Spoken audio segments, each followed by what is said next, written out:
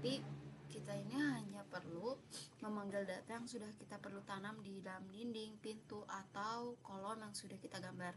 Kebetulan karena di sini saya memilikinya gedung C, dimana di sini belum ada dinding dan lain-lain. Saya akan mencoba mencontohkan bagaimana membuat scheduling atau quantities, misalnya untuk floor.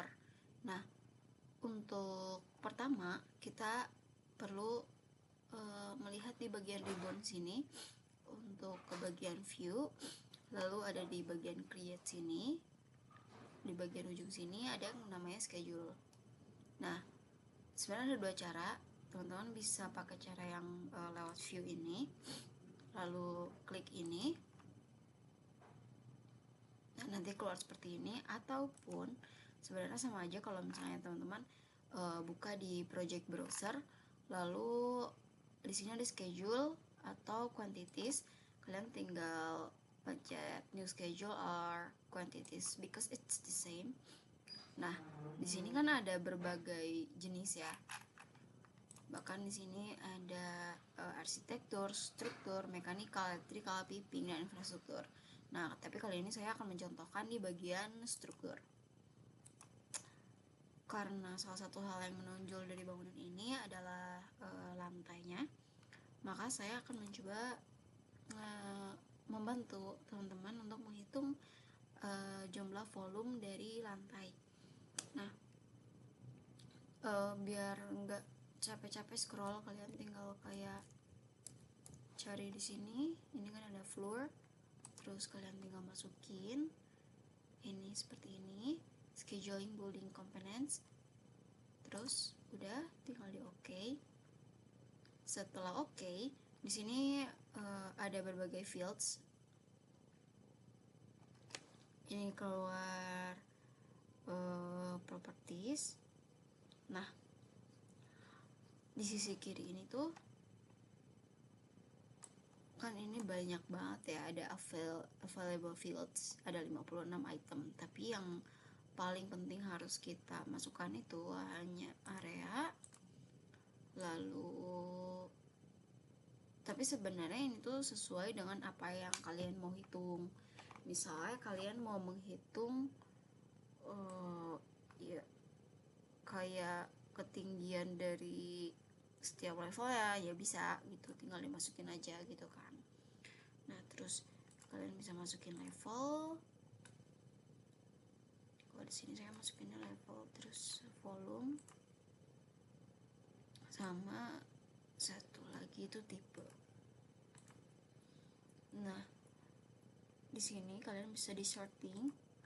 Nah, kalau misalnya saya sortingnya jadinya kayak gini, jadi kayak area, level, tipe, terakhirnya volume gitu. Nah, atau enggak kayak ini juga bisa di sorting lagi gitu kan. Nah, terus tinggal klik OK. Nah, lagi loading.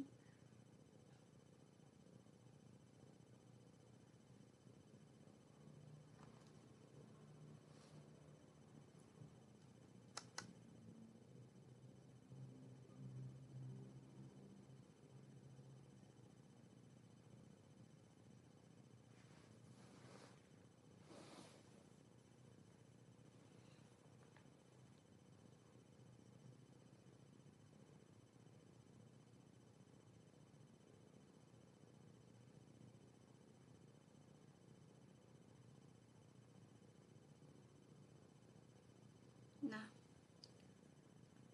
setelah memencet tadi, kita tuh bakal keluar tuh kayak jumlah areanya, lalu jumlah volume, terus si volume ini tuh ada di level berapa dan tipenya apa gitu. Nah, biar gampang kita tuh bisa melihat ini dengan di view nih, duplicate view. Nggak deh, kita pakai aja. Nah, kita bakal lihat gimana koneksinya dari floor schedule ini dan apakah benar. Itu bisa dilihat dari sini. Nah jadi misalnya, nah kan kita mencari areanya, melihat areanya, dan benar nih areanya dengan volume sekian di level 2. Ini kan level 1, ini level 2, ini level 3, dan ini atap. Nah ini kan benar. Terus di sini juga ada di bagian lantai 1, ini ada bagian lantai 3 tapi belah sana ya. Terus ini di lantai 3, ini lantai 2 tapi belah sini gitu kan, dan lain-lain. Nah lalu selanjutnya, tapi kan di sini untuk mempermudah kita untuk menghitung volume keseluruhan, misalnya kita ingin menghitung BOQ atau bill of quantity, kita kan perlu kayak hitung totalan berapa gitu kan. Nah kita cukup pergi ke properties.